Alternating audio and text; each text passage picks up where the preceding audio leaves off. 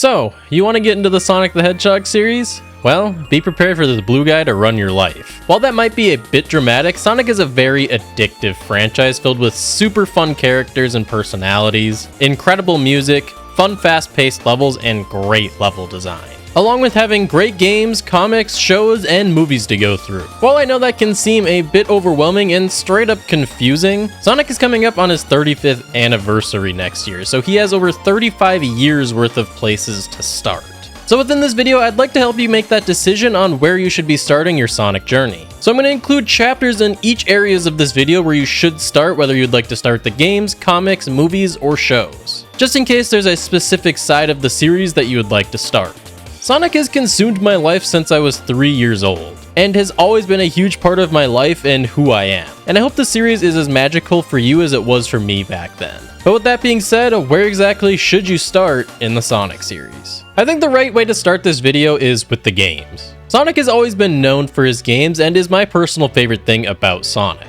Now I'm sure going into this video you've already heard of some Sonic games and have an idea of where you would like to potentially start. And some of those games might consist of Sonic Adventure 1 and 2, Sonic Unleashed, Sonic Frontiers, or maybe even something within the classic games in Sonic 2, 3 and Knuckles, or even Mania. Well, if it was any of those, I don't think that's where you should start. Now I know everyone and their mom talks about Adventure 2 and how amazing and nostalgic it was for them. It has great music, amazing level design, has multiple playable characters, and hell, it even has Shadow on the cover. And a lot of those things can also be said about the other games that I listed as well, as all of those are great Sonic games. But in my opinion, the best game to start with the Sonic series is Sonic X Shadow Generations. And you may be asking, didn't this game just come out not that long ago? And well, yes, it did. This game came out just a couple months ago now, but it's also the perfect way to get into the series. If you're unaware of what this game is all about, Sonic X Shadow Generations is a 2-in-1 package game, featuring a remastered version of 2011 released Sonic Generations, but also including Shadow Generations, a brand new game featuring Shadow.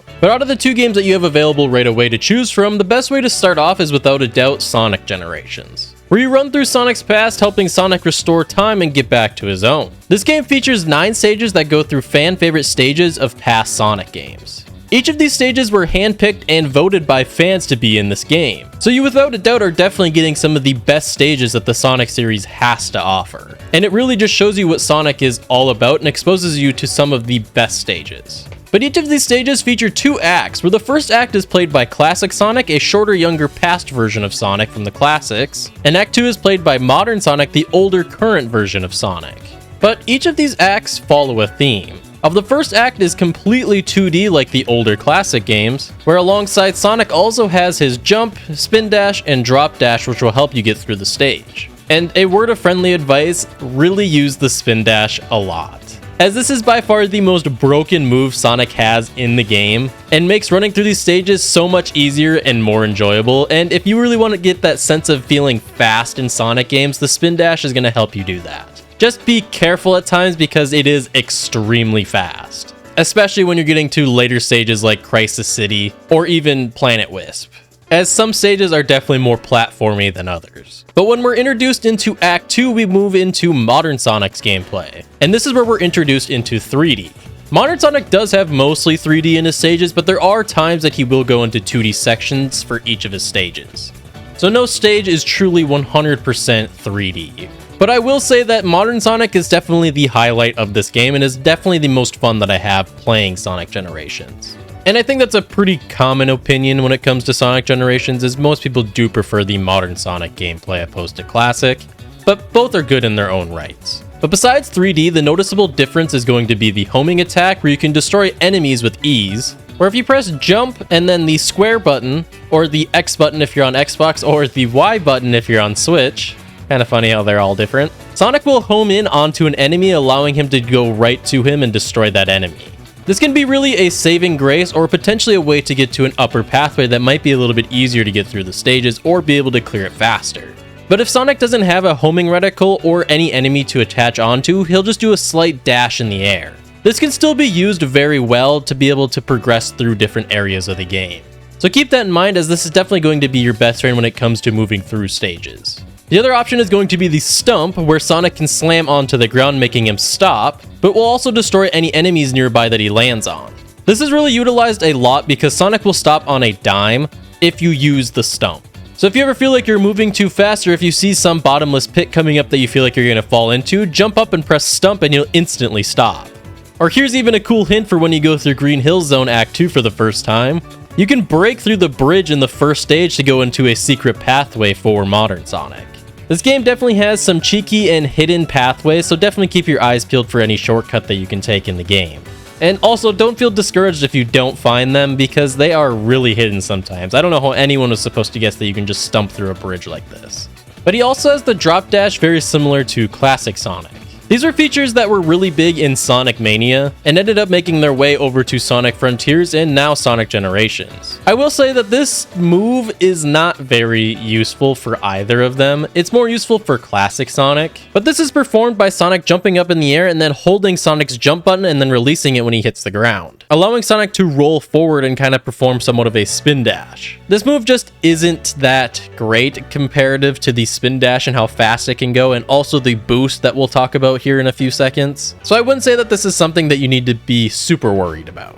But then again, modern Sonic doesn't have a spin dash at all, so if you ever want to kind of see him in a ball form, this is kind of the best way to do it. But while classic Sonic does have that broken spin dash, modern Sonic has his own broken ability in the boost, where Sonic will gain significant speed when holding the square button on PlayStation, X button on Xbox, and Y on Switch, and will destroy anything in his running path. The boost can be extremely intimidating at first, as you might not use this a lot because of just how fast Sonic is, and you might not be used to how fast he's actually going when using the boost. So don't feel bad or discouraged if you're not used to the boost in the beginning. As I always like to say, speed is a reward in Sonic games. The more you play, the better you're going to get at using any of these abilities. And your first time running through, you're not going to know the level design like a lot of us other Sonic fans. I've run through Green Hill Act 2 probably over 100 times at this point and know the level design like the back of my hand. But I can imagine the first time that I ever ran through it, I wasn't boosting like an absolute madman through the entire stage like I do now. Hell, a lot of professional reviewers end up not even using the boost that much or use it quite incorrectly in the games. And if you get more into the Sonic series, you'll notice that a lot of Sonic fans hate on reviewers because of that and not knowing how to play the game. But keep in mind, those are professional reviewers that are paid to review the game, so they should at least know how to play the game. For your case, this is your first Sonic game and this is your first time using the boost, so don't feel bad about it. But that's the cool thing about speed in Sonic games, like I was saying, it's a reward. At first, you're not going to go insanely fast, but the more you play the game, the more fast you're going to get, and you can go absolutely blazing fast in Sonic games. It's truly some of the most fun that you can have in Sonic games is just going insanely fast and knowing what you're going to be doing. But I wouldn't say go into this thinking that you're going to be a pro speedrunner at the game, because speed can be punished very easily, as there are many enemies, spikes, and even bottomless pits waiting to kill you in each corner of the game.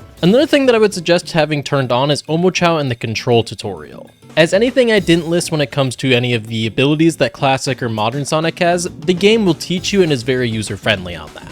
But something that could potentially help you get through the game are going to be skills. Skills are something that act very similar to perks in other games. There are a bunch of skills to buy and choose from in this game. Some of the first skills that you can buy are going to be the shop towards the beginning of the hub world. If you run all the way left, you'll eventually reach Omochao, this little robotic Chow, who's going to sell you different perks, and it'll explain what each of these perks do in his shop. But these aren't just the only skills, as you will unlock more later on with inside of a lot of the challenge acts of the game. These skills really help Sonic feel better in gameplay for both of the Sonics, so be sure to check them all out and find which skill suits you best. But like I was saying, most of the skills are unlocked via challenge acts, as once you complete one of the eras in the game or 3 stages with each of its zones, you'll need to complete 3 challenge acts and gain all of the keys to move on to the boss fights. But both modern and classic Sonic each have 5 challenge acts per stage, making 90 in total into the game. But by no means do you need to 100% or complete all of them, as you only need to complete 3 per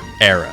As long as you get the keys, that's all that really matters, but definitely be on the lookout for the ones that offer skills, as those can really help you out. And sometimes you'll get some music to play while you're playing through the game as well. As you'll notice, once you complete a challenge, you'll notice that a bell will appear above the gate. If you ring this bell, you'll notice that sometimes a blue note and then sometimes a yellow note will pop out of it. The smaller blue notes are going to give you different pieces of art that are featured in the game, or potentially even past Sonic games. Those are kind of cool to look at, but honestly don't matter too much. But my personal favorite thing that this game has to offer for unlockables is going to be the different music that you get from the big yellow notes. This will feature a bunch of different music to play through within the side of the stages, or the challenge gates, or even the bosses that you can choose from.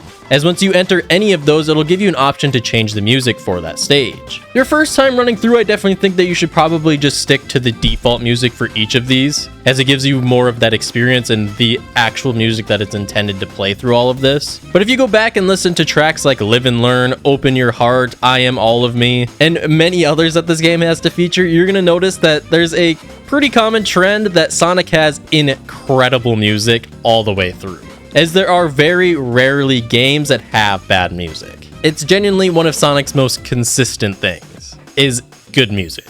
But after getting those keys that I was talking about, at the end of that, you'll be able to go to the boss gate at the very far right of the eras. Each of these bosses are going to fit with the era, with there being a classic, Dreamcast, and a modern boss. These boss fights are a bunch of fun, but these are also boss fights that you need to do to be able to progress through the game. But also keep in mind that there are 3 rival fights as well, which are going to feature 3 rivals from Sonic's past in Metal Sonic, Shadow, and Silver. 3 fan favorite characters and 3 really fun mini bosses in the series. So be sure to do those, as they give you Chaos Emeralds, and you're going to need the Chaos Emeralds to beat the game. So with that being said, you'll defeat all 3 rivals, all 3 bosses, and then you'll have the final boss, making 4 big bosses in the entire game. Everything in this game has something to do with Sonic's past, so if there's a certain stage or character that you personally love from Generations, that might be a good way to be able to see what you might like in the Sonic series. If you notice that you absolutely loved the Shadow rival fights, you might want to look into potentially Shadow Generations, Sonic Adventure 2, Shadow the Hedgehog, or any other thing that Shadow has to offer, which is a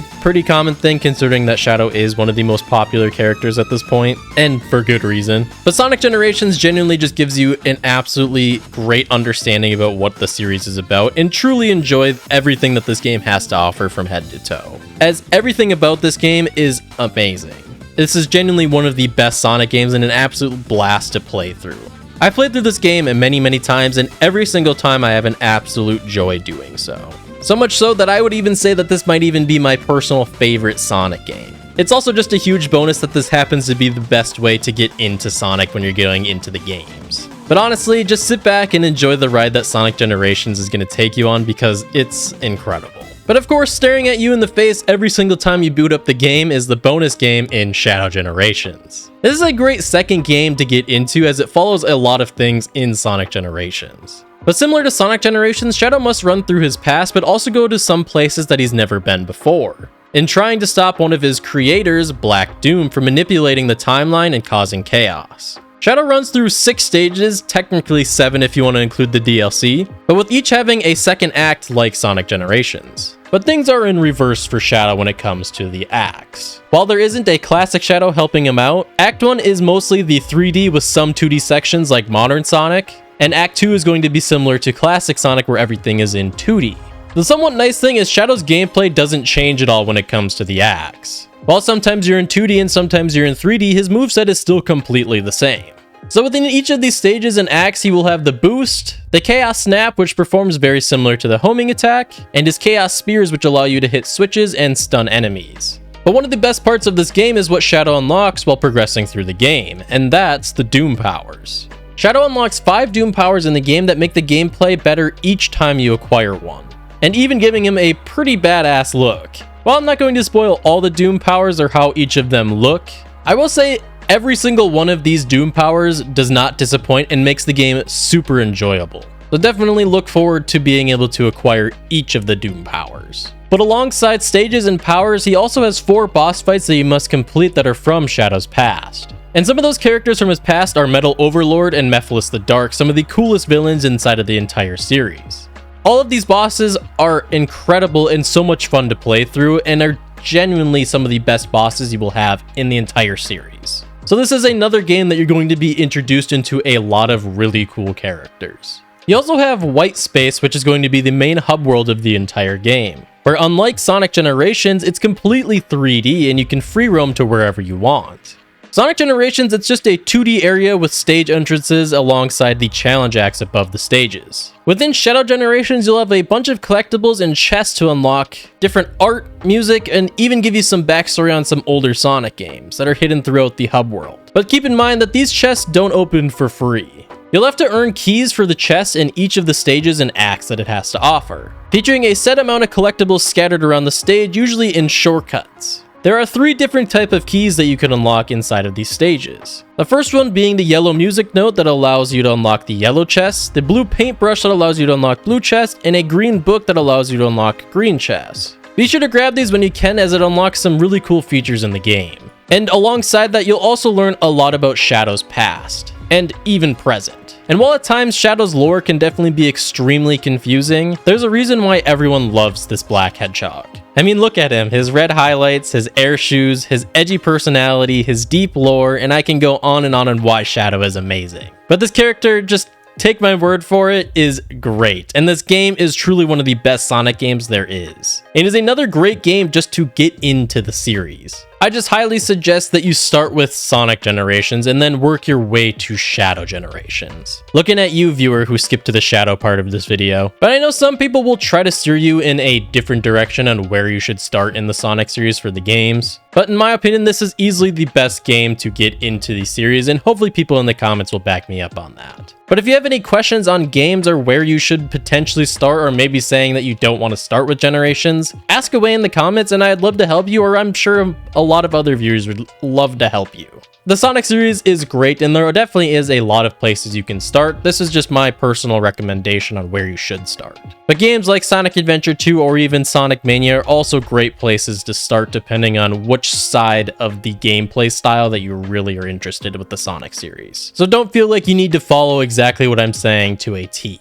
I'm just here to give you recommendations. But moving into the other side of the series is the comics. If you're looking to get into the comics for Sonic, you have 3 options on where you could start. You have the Archie comics, the Fleetway comics, and the IDW comics. There are hundreds of Sonic comic issues and is by far the most intimidating side of the series to get into. But the best and easiest way to get into the comics is by far the IDW comics, where these comics are still going on today with still releasing new issues, but they also follow a lot of things from the games and also follow similar personalities of the characters for the most parts from the games. But this features all original stories and some of the best stories that the series has to offer. And all I'm saying is if you finally hit the Metal Virus arc or Scrapneck Island, you're in for a treat, as I absolutely loved those stories. If you do get all caught up with the IDW comics and you still want to read more Sonic comics, Archie would be my next suggestion. But keep in mind, Archie, while it does take a lot of characters and some elements from the games, it is mostly a unique storyline with a lot of the characters acting differently.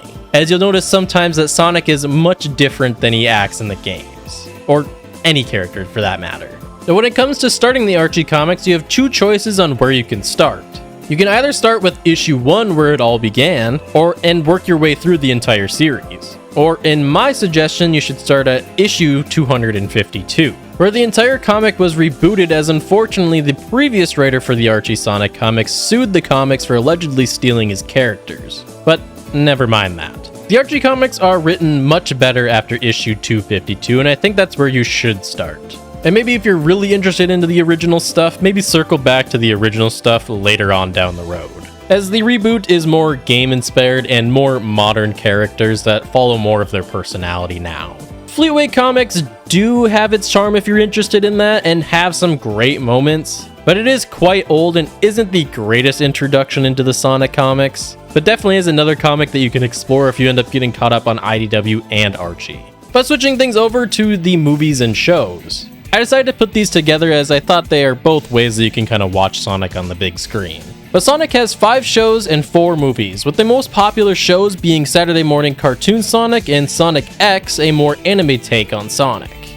And Sonic has 3 live-action movies and 1 animated short movie.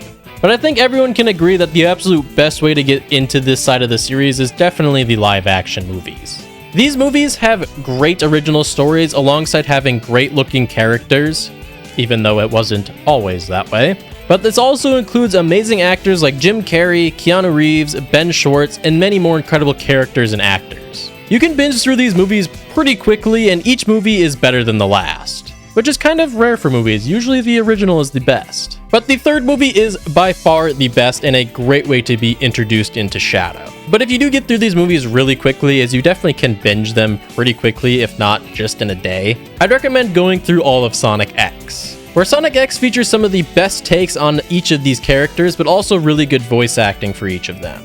And this show is also filled with good original stories. But there also is 2 arcs that they decided to base off of the adventure games with Sonic Adventure 1 and 2, which is so much fun to watch in this show. The show is 78 episodes long and 3 seasons, and I love this show, and there definitely are some annoying parts to the show, like some of the humans and cheesy lines in the English dub. But overall, I love this show, and it is an amazing way to get started with Sonic shows. The animation holds up really well to today, and the voice acting, in my opinion, does do really well, as those are some of my favorite Sonic voice actors. But the original stories also do a really good job as well, like the Metarex saga at the end of this show. But that's everything and how you could get into the Sonic series. But like I said before, ask questions in the comments if I didn't answer any of those questions that you might have had going into this video. And myself, or possibly somebody else in the comments, will try to help you out in trying to get you into the series. I will say there are definitely some things that you should maybe try to avoid in the series, or even try to be cautious about. Like some of the games to stay away from are Sonic Boom Rise of Lyric or Sonic 06. 06 is a game I think that is talked about a lot, and a lot of people know about this game and not even know about Sonic. I think 06 is a fine game to eventually come back to, but I think there are way too many good Sonic games to start with for you to be starting there. And Rise of Lyric I just don't think you should ever touch, because in my opinion it is by far the worst Sonic game to ever exist. And the other thing that I'll say is just be careful sometimes in the community, as if you get into more of the social media side of the Sonic series, there definitely are some people that ruin it for others. I will say most of the time Sonic fans are usually pretty positive and nice, but there are some really toxic members out there, so just be very careful of those people. But I think that same thing could be said for any series that you might be into. But honestly, just have fun with Sonic. Sonic means the world to me, and he has my whole life. And I hope that he can bring you as much joy as he always has for me. But with that being said, guys, enjoy Sonic, and I'll catch you in the next one. Peace.